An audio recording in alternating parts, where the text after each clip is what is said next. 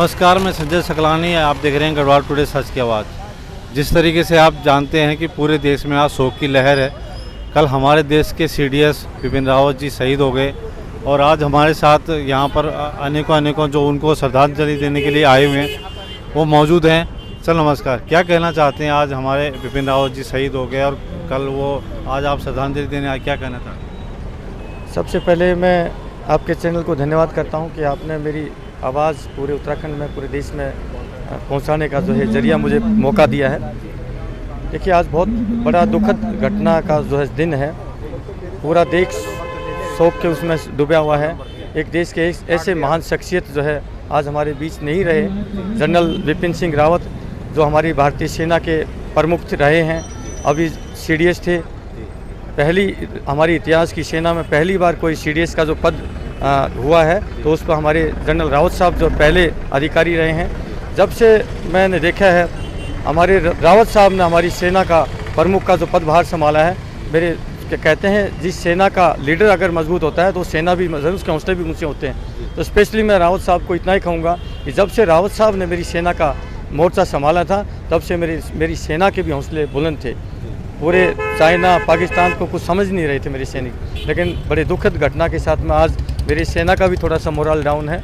लेकिन मैं कहूँगा ज़रूर इस दुख की घड़ी से ज़रूर मेरे देश की सेना भी ऊपर उठेगी और पूरा देश भी ऊपर उठेगा। मैं ईश्वर से प्रार्थना करता हूँ ऐसी दिवंगत आत्मा जो कि इस उत्तराखंड देवभूमि से पैदा हुई और पूरे देश का नाम रोशन किया, पूरे संसार में नाम रोशन किया। जनरल रावत साहब एक ऐसी शख्सियत थे कि शायद पूरे विश्व में ये जो है जाने माने एक पहचाने वो थे, ऑफिसर थे। मैं उन जनरल रावत साहब की आत्मा को भगवान से प्रार्थना करता हूँ अपने चरणों में स्थान दे भगवान, और उनकी आत्मा को शांति दे, उस परिवार को जो है ताकत दे, ये दुख का सहने की ताकत।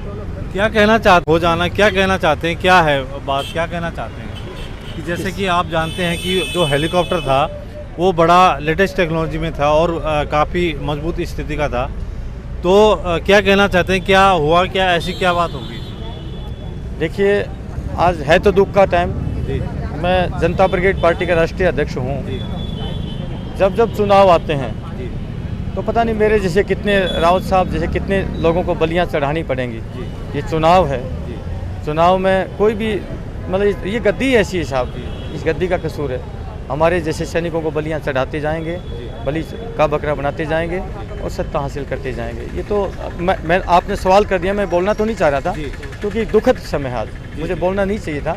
लेकिन जब आपने सवाल कर दिया और आपने कहा कि सवाल उठ रहे हैं तो कहीं न कहीं और लोगों ने भी आपके पास सवाल ऐसे उठाए होंगे ज़रूर। तो कहीं ना कहीं ये सवाल उठ रहे हैं कि मतलब जो उसने काफ़ी उसमें काम आया है हेलीकॉप्टर और काफ़ी अच्छी स्थिति में था, ऐसा क्या होगी, क्या बात होगी कि जी काफ़ी लोगों से बात हुई जी। पहले तो मैं सीडीएस रावत जी का जो है तहे दिल से उनकी दिवंगत आत्मा को सच्ची श्रद्धांजलि देता हूं। समस्त प्रदेश वासियों की तरफ से भी देता हूं। मैं जनता ब्रिगेड पार्टी उत्तराखंड प्रदेश अध्यक्ष महिपाल दफोटी और संगठन मंत्री जनता ब्रिगेड पार्टी। मुझे लगता है कि ऐसे टाइम पर मुझे कुछ कहना नहीं चाहिए बगैर जांच के, लेकिन मुझे संदेह है कि कुछ न कुछ इलेक्शन को मद्देनज़र रखते हुए चाहे विदेशी ताकतों का चाहे स्वदेशी ताकतों का कहीं न कहीं संदेह के घेरे में है और इसकी जांच सीबीआई जांच होनी चाहिए। और जांच के पीछे मैं इसके लिए मुद्दा उठाता रहूँगा उत्तराखंड की भूमि से, और सैनिक धाम में उनका नाम सर्वोच्च पंक्ति में हमेशा लिया जाएगा। और उनकी जांच, जब तक उनकी जांच पूरी नहीं होगी और जब तक उनका पूरा हल नहीं निकलेगा, मैं महिपाल दफोटी जो कि उत्तराखंड जनता ब्रिगेड पार्टी का जो है प्रदेश अध्यक्ष हूँ और हमेशा जो है अपने सच्चे अधिकारी के लिए, जिसके साथ मैंने 25 वर्षों तक सेना में सेवा दी थी और 2019 तक उनके साथ मेरे निरंतर लेटर चलते रहते थे, आज ऐसी शख्सियत को हमने खो दिया है, ऐसे सच्चे सपूत को खो दिया है जो विश्व के अंदर में जिसने भारतीय सेना का गौरव बढ़ाया था।